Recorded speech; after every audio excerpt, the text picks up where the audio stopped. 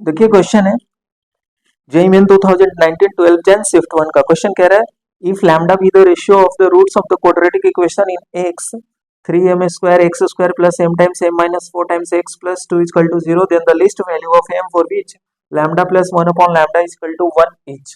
देखो लैम्डा कह रहा है इसके एक रूट्स अगर अल्फा माने और दूसरा रूट बीटा माने और यही का रेशियो हमने लैम्डा मान लिया, मतलब दे रखा है बीटा अपॉन लैम्डा भी, बीटा अपॉन अल्फा भी मान सकते थे और अल्फा अपॉन बीटा हमने अल्फा अपॉन बीटा मान लिया।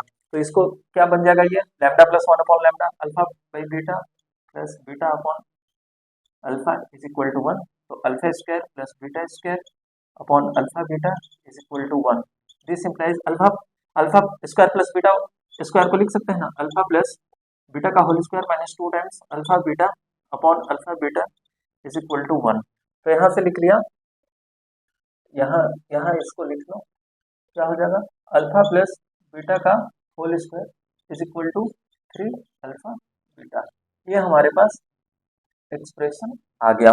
अब इसको सब्स्टिट्यूट करो, अल्फा प्लस बीटा क्या होता है sum of the roots minus B upon A, तो वहां सब्स्टिट्यूट करेंगे तो M into minus even power है तो हट जाएगा 3m स्क्वायर इस पूरे का whole square is equal to 3 times alpha beta product of the root 2 upon 3m square.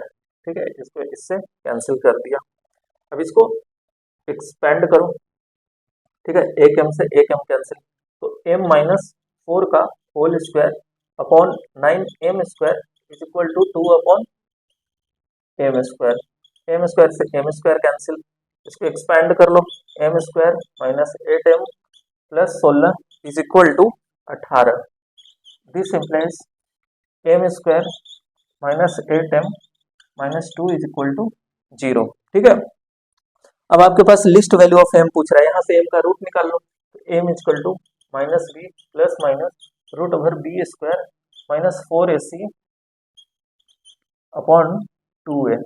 ठीक है, तो यहाँ से आ गया 8 प्लस माइनस 72, ठीक है, 36 दूनी 72। ठीक है, तो 36 का 6 बाहर तो 3, इसको 4 कर लो 4, ठीक है, रूट 2, 4 प्लस माइनस 3 रूट 2। अब आपको लिस्ट कह रहा है तो प्लस वाला हटा देंगे। ठीक है, तो m जो लिस्ट आएगा वो क्या आ जाएगा 4 माइनस 3 रूट 2, यही आपका आंसर हुआ। तो करेक्ट ऑप्शन कौन सा हुआ, ऑप्शन नंबर सी।